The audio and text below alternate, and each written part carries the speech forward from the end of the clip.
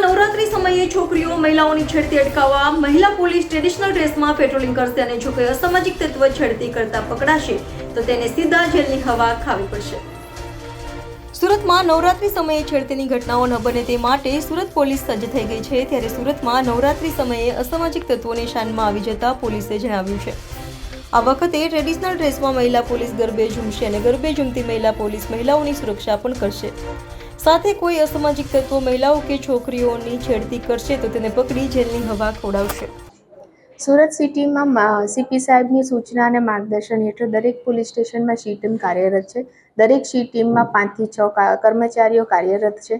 આ C team આ વખતે નવરાત્રિમાં ટ્રેડિશનલ ડ્રેસ સાથે ગરબામાં રમશે અને અસામાજિક તત્વો જે કદાચ કંઈક માનસિકતા ધરાવતા હોય, કોઈ દીકરીને કે કોઈ મહિલાને છેડતી કરવાની માનસિકતા ધરાવતા હોય તો તેમની પર દેખરેખ રાખશે અને જો એવા કોઈ તત્વો જણાઈ આવશે તો તેઓની વિરુદ્ધમાં કાયદેસરની કાર્યવાહી કરશે।